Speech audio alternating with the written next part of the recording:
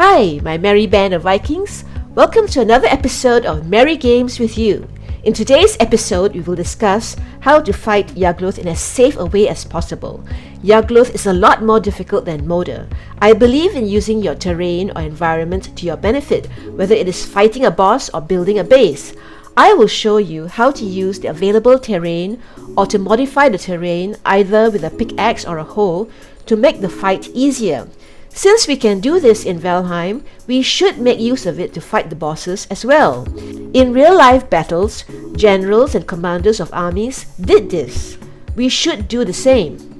Yagluth usually spawns near to water, either on low-lying land or higher up. Sometimes he spawns very far from water and is quite high above the water table. No matter where his altar is, there's always a method you can use.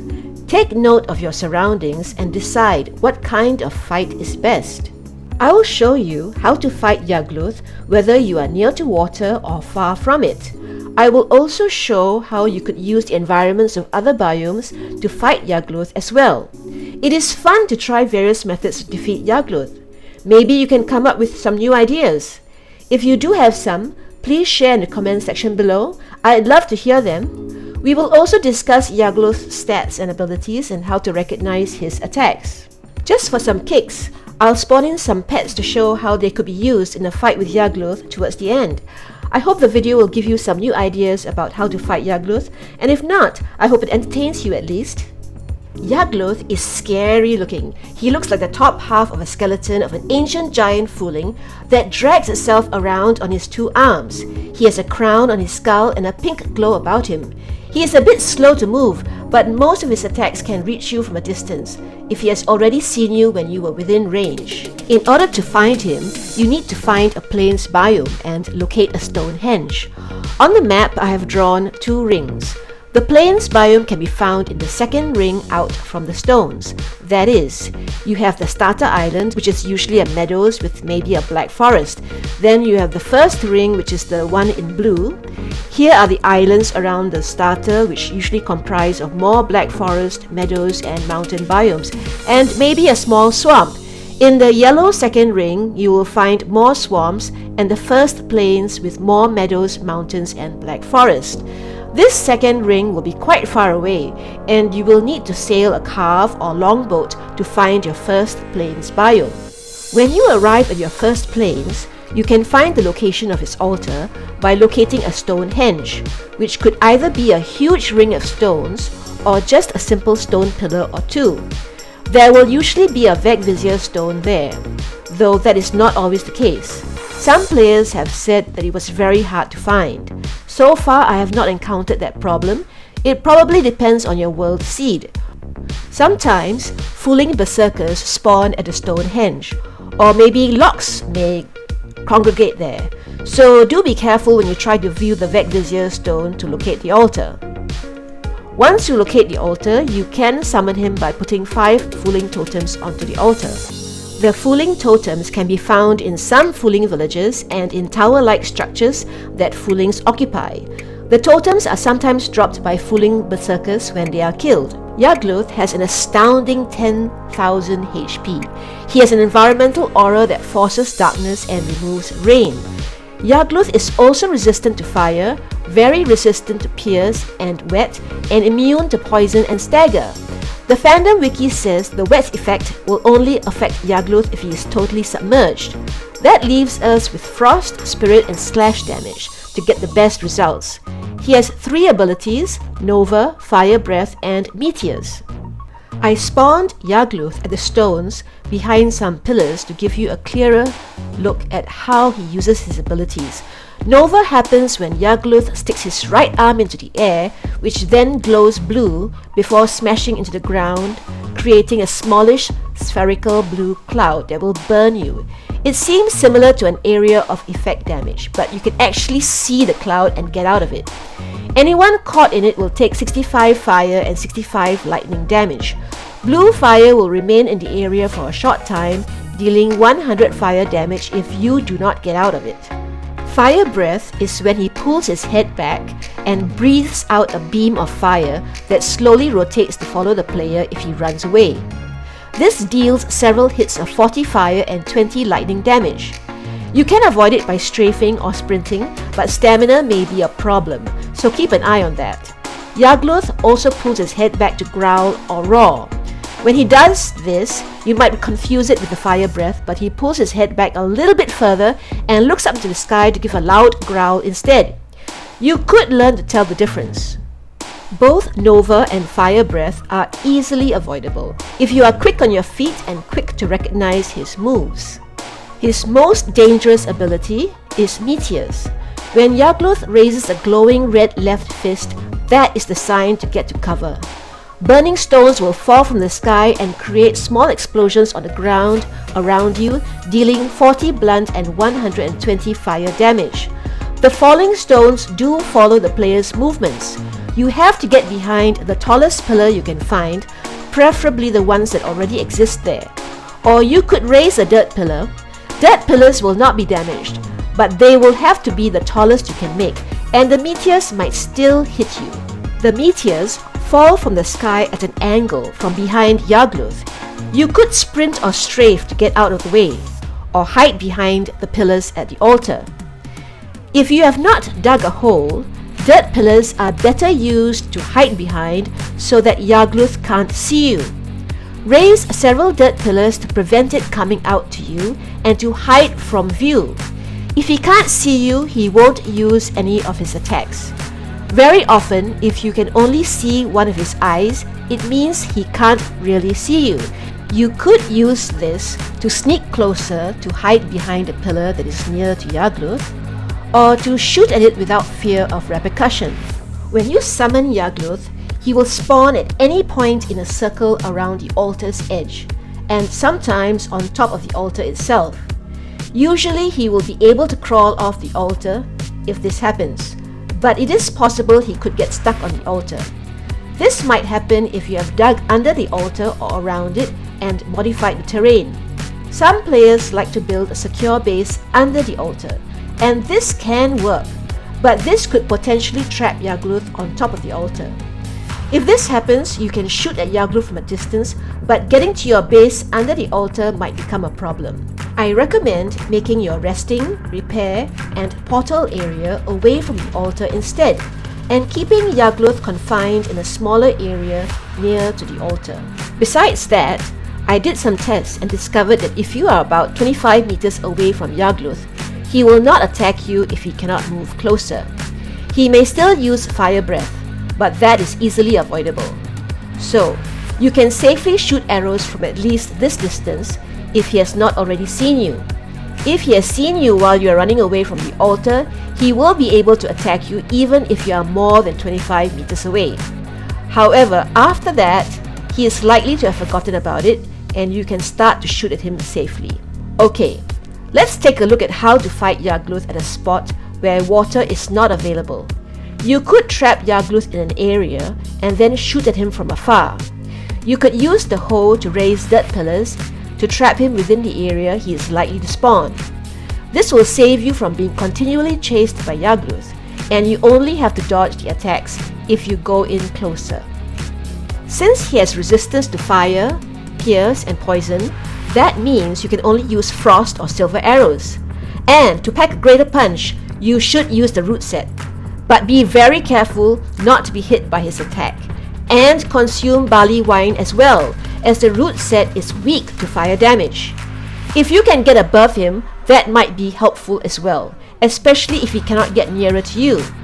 You could confine Yagluth to a particular spot by digging a hole that prevents him from coming nearer besides using pillars. Just a comment about using the root set. The root set raises your bow skill by 15 points. I think it is a good idea to take your time before you fight Yagluth in order to raise your bow skill by killing draugrs, foolings, and whatever else you can find to shoot at. Another good reason not to resort to farms to get entrails, in my opinion. Back to Yagluth. If I choose to shoot at Yagluth from high up and afar, I would measure out the safe distance for my shooting platform before I start building, and build furniture and a campfire to allow me to have the resting effect and to allow me to repair my bow. The resting effect will allow you to have faster stamina regen. After I have summoned Yagluth, I quickly run to the shelter without Yagluth sighting me. If he does, he might be able to destroy the shelter. If you think he has seen you, wait a while before running up to your shelter. Give him a chance to forget about you. Once there, you can shoot safely to your heart's content till he is dead. You can also shoot from the ground level if Yagluth is trapped at the altar. If you are about 25 meters or further away, you can shoot relatively safely at him. It is helpful to have a friend, though, as it can take some time to kill Yagluth. The next method is a little more exciting. You could raise a very tall dirt wall with a hole to hide behind. I recommend making it even taller by digging down once the hole cannot raise it any higher. I dig down because the meteors will still hit you if you don't. In this example, I have lured and trapped Yagluth on a wooden floor. Once he was on it, I dismantled it and ran behind my wall while he fell into the hole. Besides being trapped inside the hole, the benefit is that now my indestructible dirt wall is even taller and will block most of the meteors he throws at me. If I get careless, I still get burned, but it isn't as bad due to the very tall walls and the barley wine. With this method, I would shoot about 2 times or more and then retreat behind the wall to hide from all 3 attacks. I still get burned a little by Nova, but it does minimal damage if you run away immediately and don't stay within the blue cloud. Fire breath becomes totally ineffective. If you notice, my safe path back is curved, so I get beyond sight quickly and the wall can act as a guide. I have to continue to the very end to get safely away from the Nova door. If I stay close to the wall, the meteors rarely hit me. This ditch wall, as I like to call it, can also be used for melee.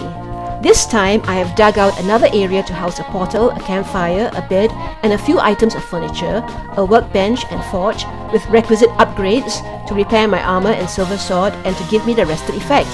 I am using the Fenrir set as I want to be fast on my feet, and it does have some fire resistance. When my health is at its highest, I stand near the opening of my alleyway and hit it about 3 to 6 times with my silver sword, depending on what attack I think he's going to throw my way. Then I retreat to recover from Nova burns. I do not return to my shelter immediately. Only when his meteor attacks are finished do I sit down in my shelter to recover faster. If I run straight there, his meteor attacks may follow me and destroy the shelter. Hide near the wall till they are over. When health has returned to its highest, go out and do melee again. Do not be impatient. I have found that trying to fight fast and before your health points are back to normal leads to a longer fight. Take your time to recover and you will finish the fight faster. Also, when you are standing at the opening, do not be tempted to step out further than necessary. Better to be safe than sorry. If you step out too far, Yagluth could push you away from the opening and block re-entry to it. You will die and find it very difficult to retrieve your armor, weapons, food and potions. If Yagluth is too far out, wait for it to come nearer. If he attacks first before coming nearer, retreat to try again next time. If you die in the alleyway, you can still retrieve your body relatively safely, but not when you are on the outside. If you are near to water and the land is low-lying, it will be difficult to dig down. I would measure the safe distance I'd need to be from Yagluth from the water's edge inward to the altar. If I decide there is enough space for Yagluth to still spawn inside and still give me a relatively safe distance, I would enclose the area that includes all his spawn points. You could raise a low dirt wall in a circle around the outside of his spawning area. To do this, in my example here, I only did the wall on one side, so he went around the edges of it. It would have been better if I had sealed him up totally. It still worked out, luckily. This led him to submerge himself completely in the deep water for part of the time. This slowed him down a bit, and while he was completely submerged, he would have had a slightly lower health regeneration as the wet effect would have been applied to him. Having the water near to you is useful as it can douse the flames faster or allows you to get wet before you leave it to fight Yagluth. However, be aware, if the water is too deep, it may slow you down. I would flatten the area in front of the water to allow me to run from side to side safely if needed. Fortunately, the tall pillars of the altar are quite near and I could hide behind them. Due to their height, they block the meteor's attack very well but get destroyed over time. One other way to use your environment is to drag or lure Yagluth to another biome. You could lure Yagluth to a mountain biome, as I did in this example. This method might be useful if you want to save time building any kind of defense and just use what is available. I would use the Fenris set so I could easily dodge out of the way and be fast on my feet while still have some fire protection. Then, when I am in a safe spot on the slope above, I would switch to the root set. Surprisingly, as long as Yagluth is in the area, you will not suffer from the freezing effect till he is dead. One piece of advice: make sure the path up to the mountain can be traversed by Yagluth before you lead him there, or he will get stuck somewhere along the way. I suggest leveling the path before you start. You could try luring Yagluth to a Mistland. This is much harder but doable. What I like about this, if you choose the right spot, is that Yagluth could be submerged in water while you shoot from the top of a slope. However, this is a lot more difficult because you may have to contend with Mistland mobs and maybe even swamp mobs. Sadly, mobs will not fight Yagluth for you. Please survey the area before you start. You don't want to deal with a Yagluth and a Growl, which looks like a floating tick at the same time. Also, place a portal in a safe area nearby to get back easily if you die. Okay, for some fun now. Using wolves to help you kill Yagluth is doable. You could bring a pair by boat to the plains and rear them there till you have enough, but I recommend taming some wolves at a nearby mountain instead and breeding them. The reason is, wolves are easily killed on a boat, especially if the journey is very long. Once you have enough wolves, lead them to the altar and summon Yagluth. They will get to work as soon as he crawls out of the ground. I don't think they will be enough to kill Yagluth unless you have a buttload of them or you are very lucky. I have about 20 to 30 wolves here, and they only dropped his health by half, but they will certainly help make the fight shorter, and that is always welcome. You can tame lox as well, but I think it is not worth the effort. Using lox to kill Yagluth is much harder to execute without cheating. You would need to tame and breed more than 30 lox. The difficulty with lox is, you can't make all of them follow you like wolves. You will need to ride each one to the area and keep them from wandering away while you summon Yagluth. You could build an elevated pen and enclose the altar area with a dirt wall, but the size has to be just right. Too small and the lox will climb the wall as they get on top of Yagluth, and some will drop out on the other side. Too big and they may not even notice Yagluth. Again, they may not kill Yagluth outright unless you are very lucky. Both the lox or wolves, if used in combination with one of the other methods mentioned earlier, will make your fight end faster. Well, this is the end of today's episode. If you liked it, give me a thumbs up. Do subscribe if you don't want to miss any new episodes. I hope you enjoyed this one. Have a great time gaming. Bye all!